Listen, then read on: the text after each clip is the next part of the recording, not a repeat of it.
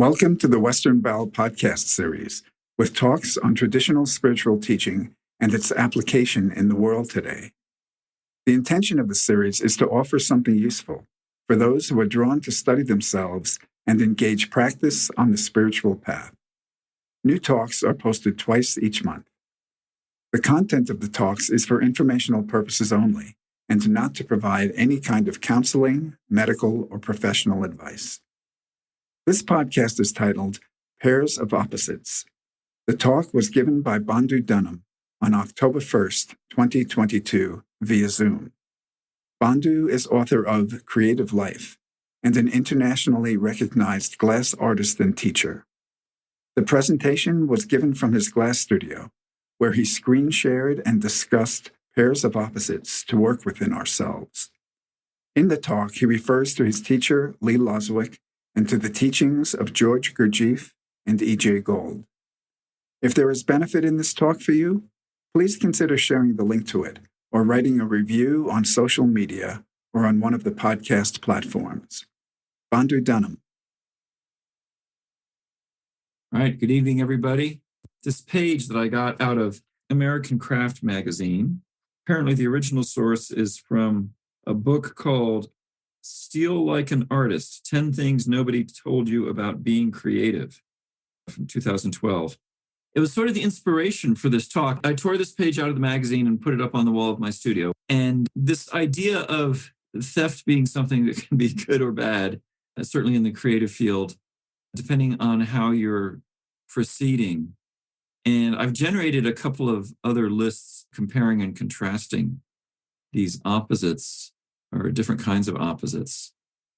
So the pairs of opposites, I see them as sort of a conceptual framework to look at some things. And the Dharma, or the teaching, that's all it is anyway, is a conceptual framework. The tradition I'm connected with, there's a motto, a traditional motto, which is discriminate and integrate. It's not about racial policy. It's more in the traditional yogic sense of those words. So to discriminate between what is real and what is unreal, what's true and what's false, what's transient and what's permanent, and also to integrate. So to take in something that's useful. So the idea of the Baul motto, discriminate and integrate, is that we look at different teachings and find those that are useful from whatever tradition and integrate them into our own practice. So discriminate and integrate, that's kind of the way I look at things. I find spiritual teachings everywhere. And certainly working as a creative artist, there's a lot of spiritual principles that are demonstrated in creative work. And it's up to us to find them and try to use them, not just in creative work, but also in our greater evolution as a person, as a human being. Yeah, so this list of good theft versus bad theft, that was my original inspiration. I'll just read it. So there's two categories, good theft versus bad theft. Under good theft, we find the word honor. Under bad theft is the word degrade. Under good theft is study. And under bad theft is skim. Under good theft is steal from many. Under bad theft, steal from one. Under good theft is credit. Under bad theft is plagiarize. Under good theft, transform. Under bad theft, imitate. Under good theft, remix. And under bad theft, rip off. So the contrast here is between getting inspiration from other people's work, and digesting that, integrating it, and making it into something your own, as opposed to just taking someone else's idea, pretending it's yours, or disguising it as if you were being original with it when you're really not. So that, to me, is the difference between good theft and bad theft. They say there's nothing new under the sun. If you're an artist, whatever you come up with, in some sense, has probably been done before. Either the general plot line or concept of what you're doing, or some aspect of it, the execution of it, has been done before.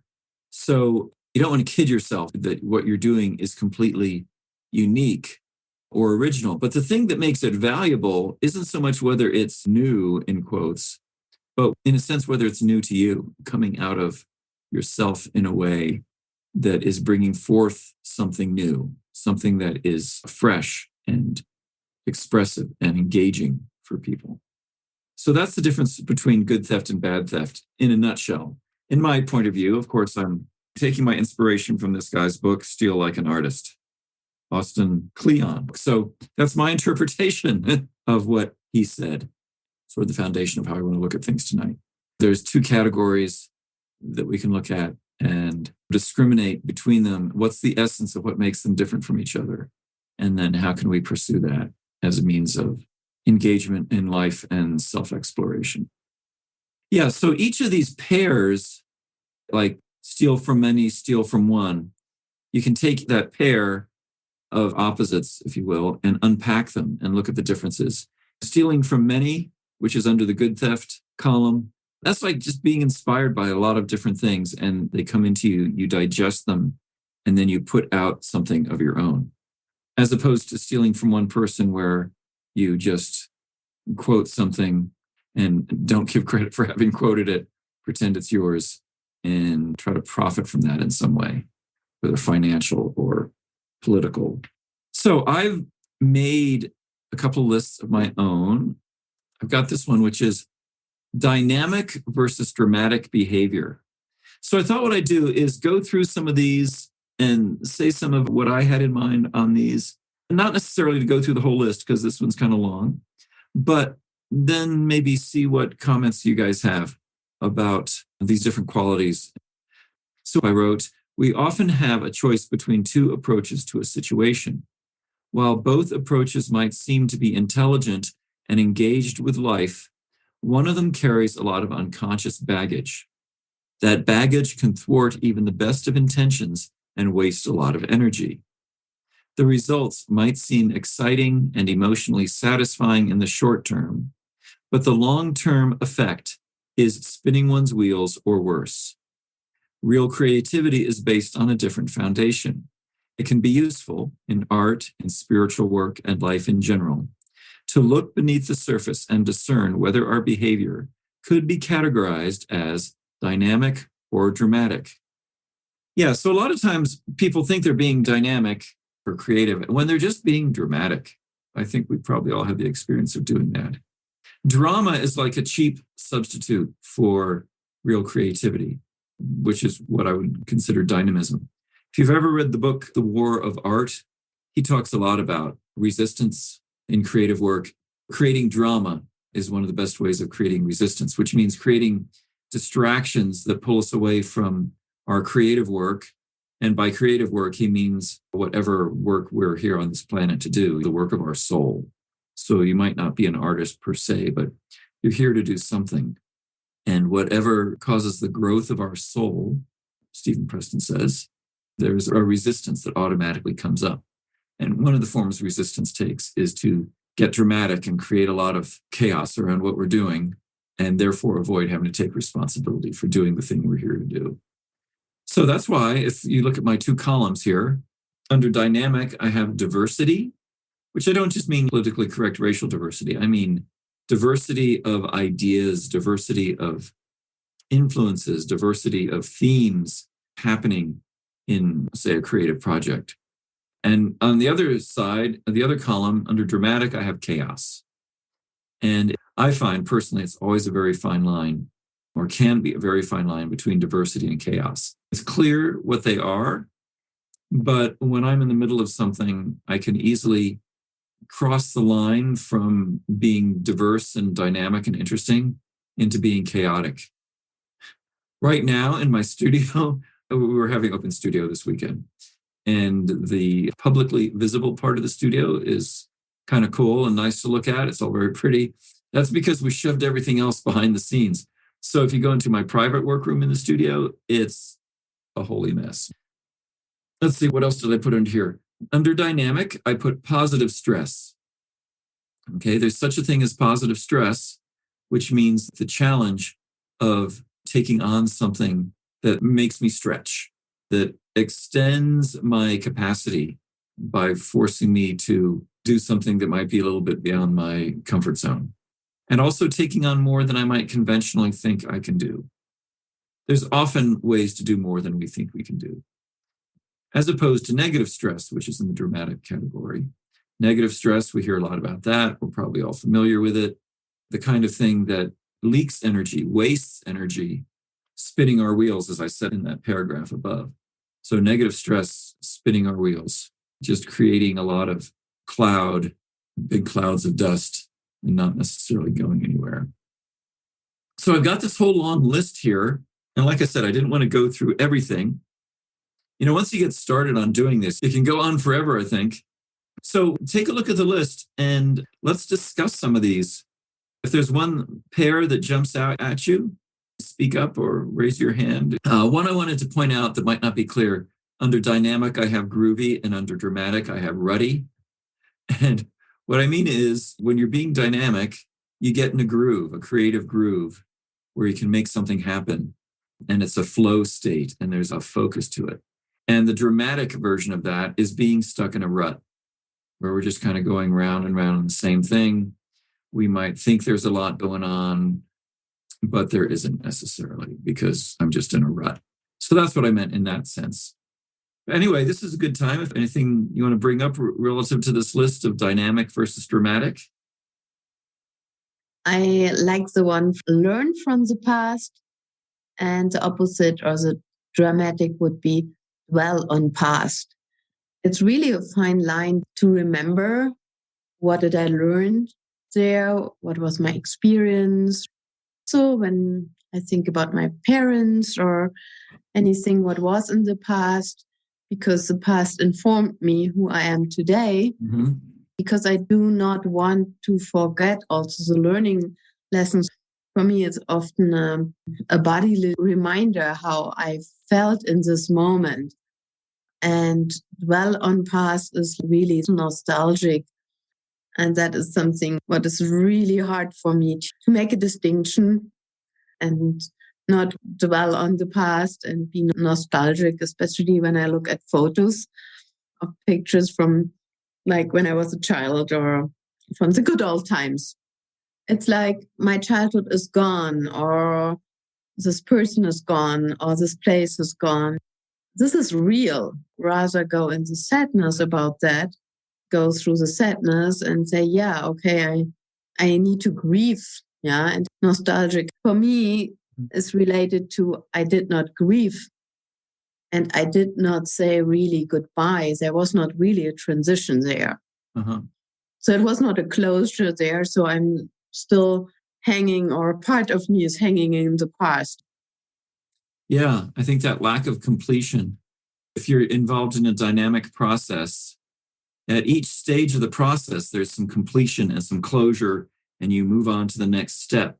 Even though things are constantly happening, there's a sense of completion, presence in the moment, and then you go on to the next moment. So then the past is still there for you to learn from, but you're in the present, as opposed to dwelling on the past where maybe there isn't closure, or you've had some experience or some learning, some teaching that hasn't fully been digested. And maybe that closure is really part of digestion. Once you've digested something, then you're able to go on. I remember in one of Frank Herbert's books, he talks about the difference between sentiment and sentimentality. And he said, sentiment is if you're driving down the road and there's a dog in the road and you steer out of the way to avoid hitting the dog. Sentimentality is if you rear out of hitting the dog and you hit a person instead. That's sentimentality. So yeah, sentimentality, one form of that might be dwelling on the past, being stuck there. Two things. One is, it seems that the challenge is to not be afraid to live and move forward, even if you are in the dramatic section of these things. Because I know that sometimes I hold back and I'm like, oh, I'm just not going to do anything, because if I do it, it's going to come out in what you are listing as the dramatic. And it seems like we don't work through those things unless we're willing to take that chance. Or in my own life, I hold back, and then I still have to resolve those things. I might not look good at the moment, but the universe will move me, that's the thing I'm holding that I can trust. If my intention is surrender, the universe will move me from the dramatic to the dynamic. Yeah, we find ourselves in the dramatic category. And I think moving through and beyond those things actually is the essence of being dynamic. Being dynamic is about continuing to evolve. A lot of them, these things in the dramatic category, are kind of stuck. It's the nature of them that they're kind of stuck. They're putting on a show of something meaningful or important in life. But really, they're all different forms of being stuck. Whereas on the dynamic side, they're all ways of embracing, digesting, integrating, and moving into and through life. I'm just thinking, why is it useful to see our dramatic qualities? Is it just to become a little bit more easeful about things in life? To me, there's some suffering that occurs if I see myself in the dramatic category and really feel into it. I'm looking at firm and rigid. If I see myself rigid, my kids are grown up and they've left the nest for a while now. But, when I was rigid with them, there was some painfulness to that if I really was honest with myself and saw that. But some growth occurred by being willing to look at that and suffer that. I have a little remorse about that. And hopefully over time, I became more firm when needed, as opposed to rigid. Yeah, I think you answered your own question there. There is definitely value in seeing that. And it is uncomfortable, and maybe what Gurdjieff would call conscious suffering, the discomfort of seeing something about myself that I might not want to see or I might prefer to be in denial about. Seeing ways in which I'm rigid and unwilling to dialogue about something, as opposed to being firm, which is a position of strength. Actually, another way to think of these might be under dynamic, the dynamic column. These are all positions of strength, as opposed to the dramatic category column is positions of weakness. You could probably make that distinction about it, that discrimination about it. A lot of these, they can be ways in which we're kidding ourselves or not being honest with ourselves. I think I'm being hospitable, but I'm really being controlling. I think I'm being selfless, but I'm really being selfish. I think going to the movies when I have work to do is refreshing. Sometimes it might be, but it's often just distracting. So there's an element of self-honesty, I guess, which is what I was wanting to get to, the self-honesty of discerning whether I am being dynamic or whether I'm being dramatic. And it's not like you can never take a break from being dynamic or you never get any time off. But the idea is self-honesty, I think, here, of really being honest with oneself about what I'm up to. What am I up to? Well, also, it would seem in the process of that to have some compassion for yourself. If you're really willing to own what's going on, to be self-accepting, like this is what I need to work with. This is a part of who I am right now, rather than beat yourself up, which is dramatic. It is dramatic, yes. And dramatic things are often a form of being stuck. So beating ourselves up, it's like they say about addictive behavior, that it's a cycle. There's the addictive behavior. I eat a bunch of chocolate, so I binge. I have the binge, and then afterwards I feel bad, so I beat myself up about it, and then I resolve to do differently. I make a vow or a pledge never to have chocolate again. Usually it's an unrealistic vow, right? And then it holds for a while, and then finally it breaks down, and I just eat the chocolate again. And the cycle continues. So that holding the two things, which is holding how, say, our rigidness might be really impacting the people we love, how our being stuck hurts ourselves and those around us. And at the same time, forgiveness, perspective, and observation without judgment. It seems like that is our lifelong work, to hold those two things equally strongly. I often think no judgment, but then that can be easily, I don't care. and shutting down to the feelings of my anger, my expressions of anger really impacted people. So holding both things at the same time. Yeah, I'm glad you brought it up that way, because there's this principle in the Gurdjieff work about the reconciling force. Gurdjieff was a spiritual teacher in the first half of the 20th century, of Armenian descent. Those of you who aren't familiar with him, he presented a whole series of metaphysical and personal growth ideas, to put it in a very small nutshell. But one of the principles he talked about was that you can look at the universe or activity or whatever being composed of three forces. There's an affirming force, a denying force, and a reconciling force. And you can describe the universe in terms of these forces, which is sometimes useful. But in most situations, there's an affirming force and there's a denying force. There's a yes and there's a no. A human being's job, we're here to take all the contradictions in life and in some way reconcile them within ourselves. Another way you might say it is that we're confronted with paradox. And how do we hold paradox? That's our challenge, to hold paradox. I think someone said this, I don't remember who, but someone said that the sign of a mature intelligence is the ability to hold paradoxes. And if you think about it, yeah, we're confronted with a lot of paradoxes in life. And are we able to hold those? Because both things might be true, especially when you're dealing with other people. Both things might be true. And we need to hold them, because going one way or the other is not really the solution or the answer or the most useful way to be in a situation. So that idea of the reconciling force, that's our job as human beings, is to be or manifest the reconciling force. How do we reconcile these opposites? If you look at the list, some of these opposites, how do we reconcile them? There may be things that we need to reconcile.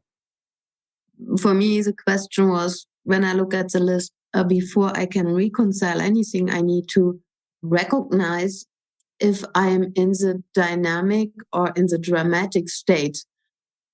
And so for me, it's like, okay, how do I know without kidding myself that I'm in a dramatic or in a dynamic state? And for me, it's always going back to my body and see, do I waste energy? Is it sucking energy or is it giving me energy in the moment?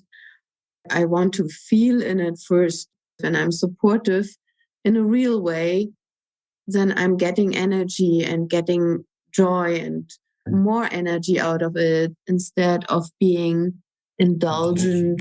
Okay, I'm indulged something and then I'm tired from it, or my energy is drained. And I said, okay, so often I can only see that in the hindsight. I can't see it in the moment. Yeah, but when I'm completely drained in the evening, I said, okay, where's that energy sucker today? Yeah. And so that is for me the most important thing, to see on which side of the column I'm now. Yeah, the self-honesty of knowing. Like, I might think I'm curious about people. I have a curious relationship to life. I'm interested in people, when really I'm being nosy. And being nosy can really waste a lot of energy, because I'm trying to find out stuff that doesn't matter, isn't my business really anyway. And I don't really have a legitimate relationship to what's going on in this thing that I'm being nosy about. I might be trying to manipulate it in some way, wheedling my way into some situation or someone's life or psyche. But I think I'm just curious.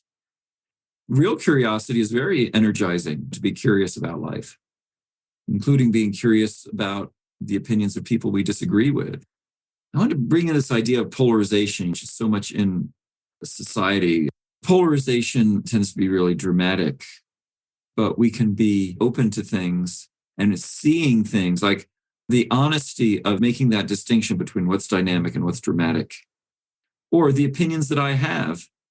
I can be quite content with my opinions and feel like they're based in fact, and I don't necessarily need to change my opinions, but it can be very useful to be curious about other people's opinions. Like, why do you feel that way? What's behind that? As opposed to just looking at another person and saying, no, you think differently than me. I don't want to have anything to do with you. Again, it goes back to that Baul motto of discriminate and integrate. having some curiosity, enough curiosity about things to see what another person's perspective really is. Doesn't mean you have to change your mind or agree with them or something. But I've been curious. Sometimes when I put my computer browser on, there's this thing, Pocket, that has all these different interesting articles they throw up that you might want to read from different sources and whatnot. Often these ones come up about how to stay engaged in a difficult conversation with someone you disagree with, or how to get past polarizing opinions. And one of the main things they say is to be curious about where the other person's coming from. Keep a conversation going by asking questions like, well, what led you to this conclusion? Why do you feel this way or think this way about this circumstance?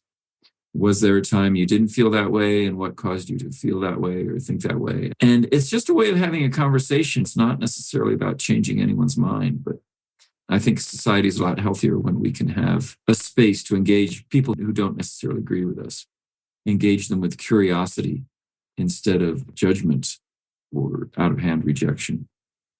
One of the problems, of course, is that our technology tends to be very polarizing. It seems to be kind of in the nature of our technology too. Certainly when things are being run by algorithms to accentuate polar opposites and exploit that for profit and all that good stuff that our society revolves around. Let's see. Maybe I'll pick a pair or two here to talk about. So I've got here under dynamic, I've got spiral, and under dramatic, I've got circle.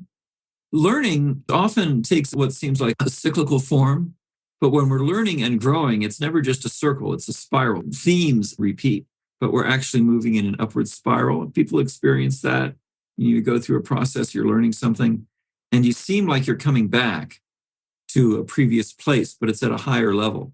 So we're going in a spiral, as opposed to going in a circle where you're just going round and round. A friend of mine was trained as a woodworker. He said that it's really common that people will brag about having 15 years of experience or 20 years of experience as a woodworker. I think it's true in any field. I've got 25, 30, 50 years of experience. And they're calling it that, but really what they have might be 1 year of experience over and over again 50 times. So there's a difference between learning from our experience, even when the themes are repeated, as opposed to having the same experience over and over again and not really getting anywhere. Let's see, what's another good one? Yeah, supportive and indulgent. Someone mentioned that. And I was thinking of it in terms of my relationships to other people. So I can be supportive of another person, or I can be indulgent of them. Supportive doesn't mean you're just nice to someone all the time, right? You might need to manifest some tough love, as opposed to indulgent, which is just being the nice guy, but doesn't necessarily serve what someone really needs for their own growth or even just their present circumstance. Someone might just need a kind of honesty from us. We talked about being firm versus rigid, and there's also flexible versus spineless. I think that's kind of self-explanatory. It's very good to be flexible, and it's not the same thing as being spineless. But spineless can be very dramatic. Some of you are probably familiar with this idea of the drama triangle that they talk about in therapeutic circles. So there's three positions that we tend to adopt when we're locked in a dramatic dynamic. There is the persecutor, there is the victim, and there is the rescuer. And those three roles tend to play out in a lot of relationships. And we shift between the different roles at different times. And a lot of human drama can just be summarized by this drama triangle. And again, it's a tool for looking at things and seeing what's going on. If you're in some kind of relationship, it can even just be between two people. You can switch between these three roles.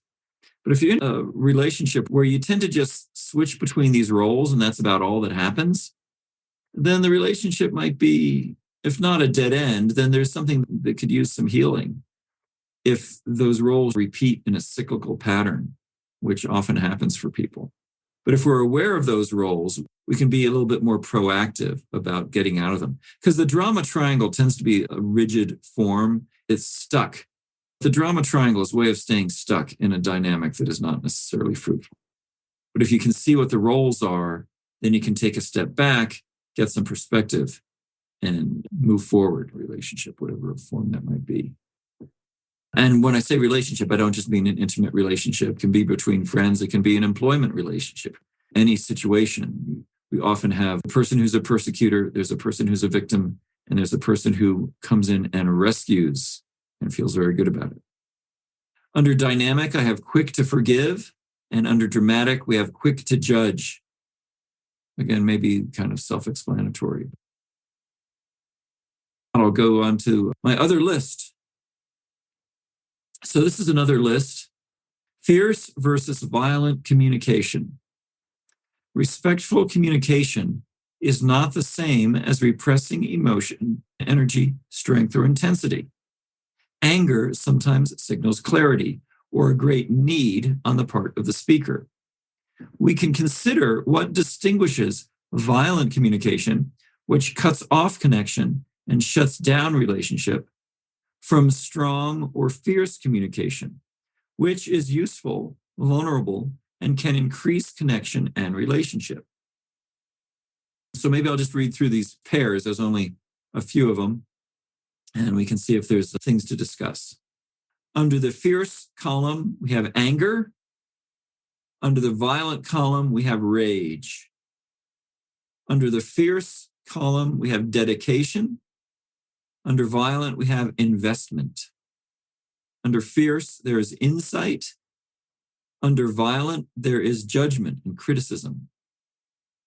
Under fierce, there is self-honesty, self-awareness. Under violent, there is focus on others.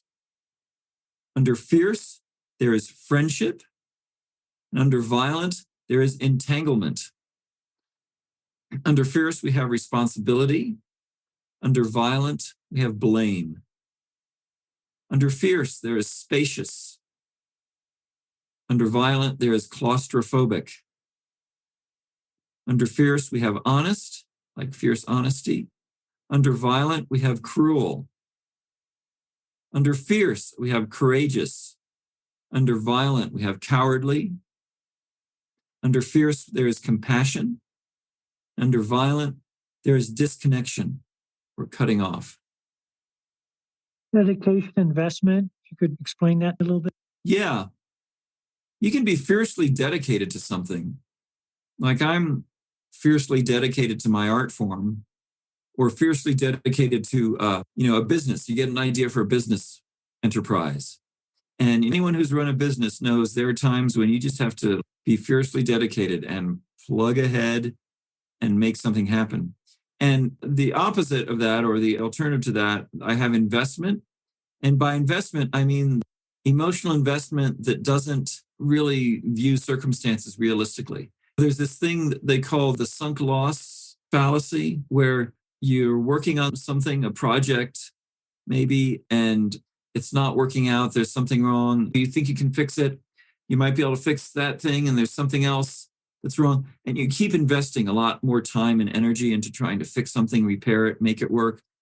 And it's just not happening. We probably all have the experience of trying to fix something, whatever it is, a project, an object, a relationship. The more you fix it, the worse it gets. But you think you're going to fix it. Keep trying to fix it. It's that sunk loss because we've already invested so much in it. We're afraid to just walk away from the investment because that admits defeat. But I'm reminded that a lot of movie plots are all about the guy who just keeps hammering away at something. You know what I mean? Yeah. And sometimes that person turns out to be a hero, and sometimes they turn out to be a sucker. Well, if you see these qualities in yourself or in others, first of all, it seems like a lot of times the human condition is such that we don't really see these qualities in ourselves. We feel righteous about our rage or about our judgment of something. And if we do have some self-reflection about these things and are able to see that, well, maybe there's something about me that is responsible here, then the tendency seems to be to want to change it or to get rid of the thing. Would you say something about how you might work with these things and how you might use them? Because it doesn't seem like those things go away necessarily. They're kind of built into the hardware somewhere. Yeah, they're hardwired in us. Yeah, I think the point is not to get stuck in the negative column. We all spend time in the violent category, right? But if we're kidding ourselves, if I'm kidding myself, I think I have a fierce friendship with someone when really what I have is an entanglement with them. If I can see that there's actually some elements of entanglement, and also in any relationship, there might be elements of entanglement and there might be really wonderful elements of it. So it can also be a way of purifying what's there. In my art career, in my business, there are definitely ways in which I'm invested in the negative sense of just being not willing to get off it, being invested and just stuck in a certain way, in a rut. And there's other ways in which I'm very dedicated to it. And sometimes it's hard to tell the difference.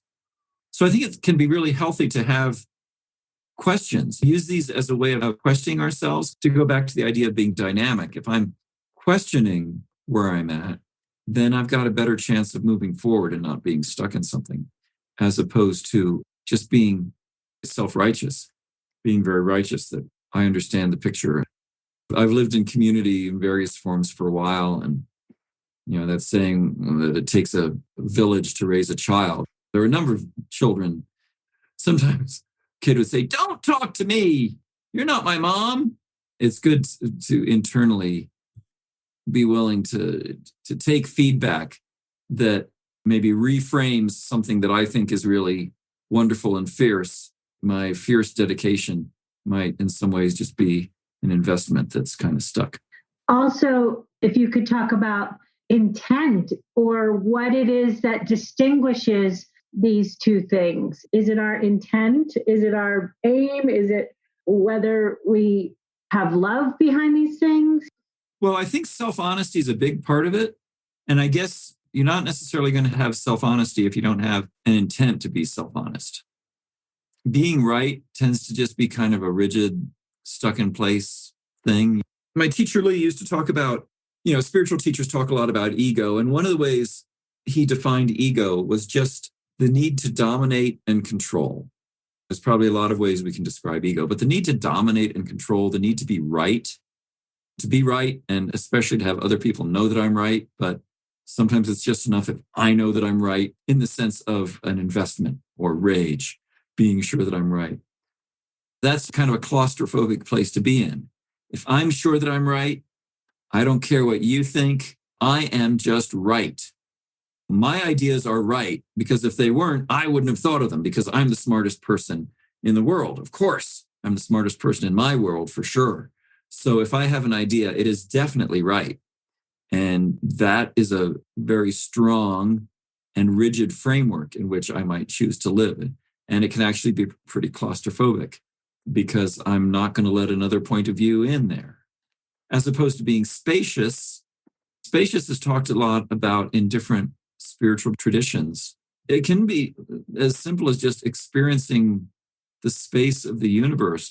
If I'm freaked out, stressed out, which can be a pretty claustrophobic state, sometimes just chilling for a second, taking a breath, being present, feeling the space around me can just break the grip of that claustrophobic state of mind, which is very tight. It's tight and it's got fear in it, and it wants something to be very different. When you're claustrophobic, you feel you're in a confined space and you want out and you can't get out. Whereas spaciousness, from a spiritual or even an emotional point of view, I guess, is just to feel that things are okay as they are. To be present with what's present in the moment. There's a spiritual teacher, a French spiritual teacher, who talked about accepting what is as it is here and now. And that was one of his main teachings. He would always come back to that idea, to accept what is as it is here and now. Now, that doesn't mean that you might not want or need to change things. It doesn't mean that things are not subject to change or improvement. but it means that what's going on right now is in fact what's going on right now. And you can try to be in denial about it. You can wish you hadn't said the thing you just said. I saw a video of him giving a talk, and he was talking about having something precious, like a glass vase, a precious crystal vase, and you drop it and it smashes on the floor. And your first response is, no. And he said, yes. You have to say yes to the fact that this thing happened. It doesn't mean you like it, but nothing you say or think or feel is going to change the fact that that thing just shattered on the ground. You're not going to go anywhere if you are in denial about what just happened or what is present right now. So there is a broken, smashed, precious vase on the ground. Might be possible to fix it. I don't know. But in the moment, you have to accept that this breakage has happened. It would be insane to do otherwise, right? But we kind of do otherwise all the time. We go into denial about things, which is kind of claustrophobia. I go into my own little world. I cut that person off, but they deserved it because they were going so slow. And then I'm stuck in this place of justifying myself. I have to go around in this loop of justifying myself. It has this repetitive quality. It's about self-justifying and reinforcing, as opposed to being spacious, where it's like, yeah, I cut that person off. Yeah, maybe that wasn't the best thing to do. Fortunately, I didn't cause an accident, and you can maybe go on.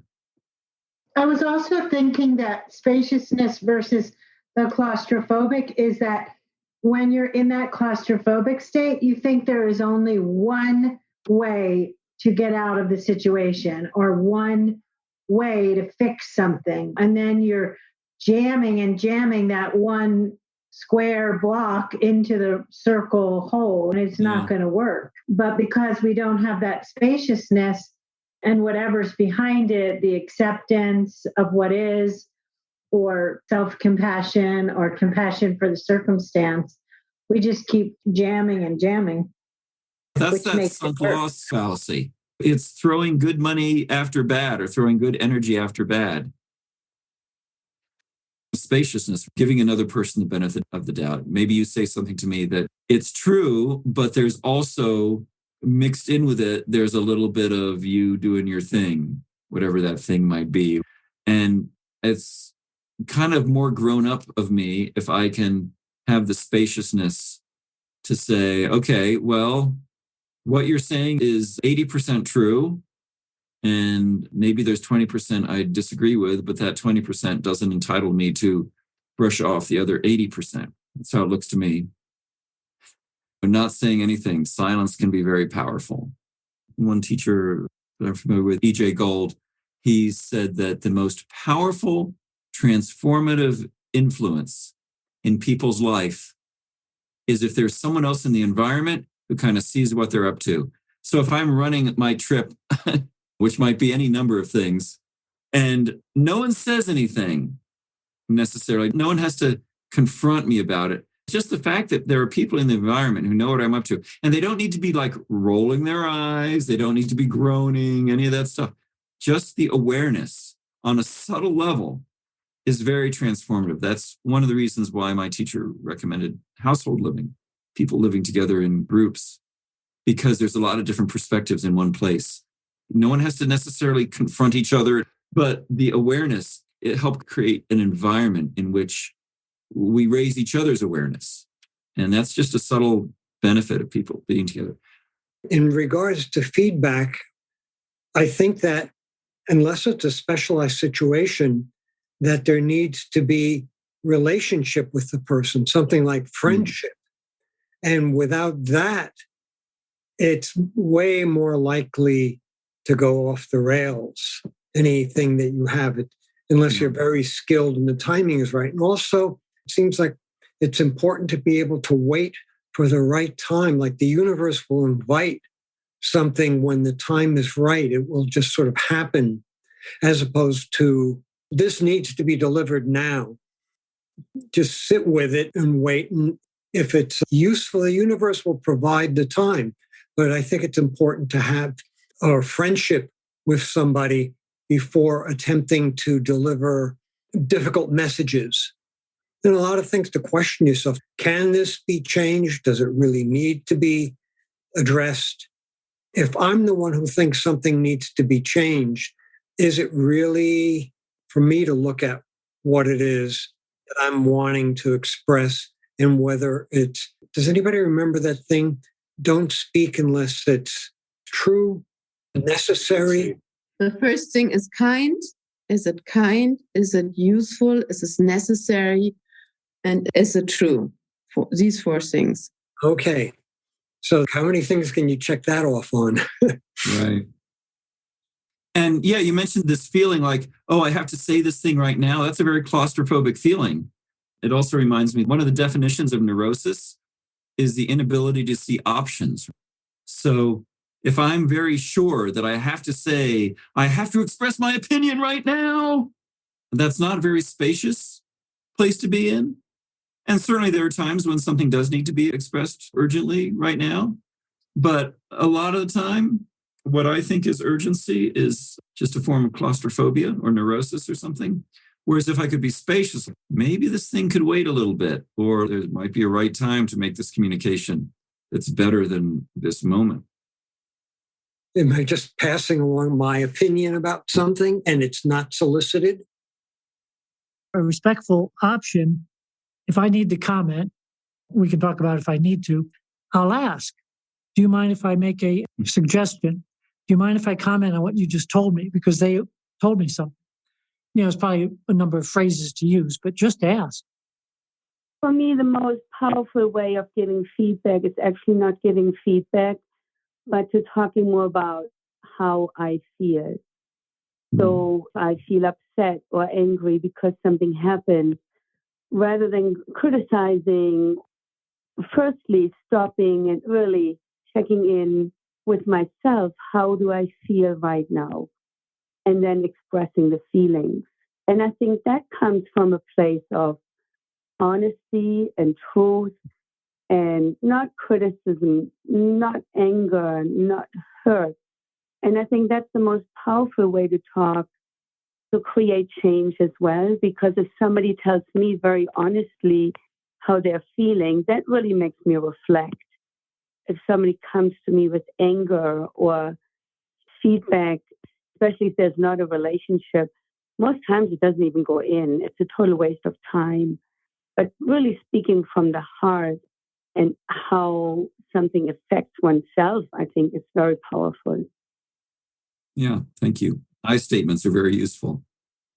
I went to therapy for a long time with a therapist, and my therapist always expressed to me that, one, you really shouldn't say things when you're in a very heated state. I guess that would be more of a claustrophobic position, and that you should sit back, reflect, because that will be able to give you more clarity on how to deliver it to the other individual so that it's perceived in a way that's understood and empathized with, rather than feeling like an attack. And then on the other side of that, when you are receiving feedback, sometimes taking a step back, that person might not necessarily be aggressively telling you. You might just be perceiving it that way because you realize that you have something to work on. But when someone shines light on that, it makes it a lot more difficult. Great. Thank you. Yeah, I think in general, the more I'm sure I'm right, the more I should probably step back and double check my interpretation of what's going on. My faith in my interpretation of what's going on is very touching, but may or may not be misplaced. Well, if you don't just speak and you take 10 seconds or so, you just hold the energy of that, that creates some inner heat for you. But also you're able to contain that energy and then reflect on it and not just react. Certainly in yoga, and I think in some other traditions, they talk about the value of holding the energy. If I've got some intensity of some state I'm in, the impulse, like I've got to say it, or I've got to eat that chocolate bar or whatever, not acting, like restraining myself, refraining from expressing or doing this thing that I feel like I've got to do, the heat that's created just from having a sort of discipline over what I'm doing. That heat itself is like a spiritual energy that can build. This is a very simple, practical example, just kind of holding your tongue. You might say the same thing, but if you say it in 5 minutes, you might say it better.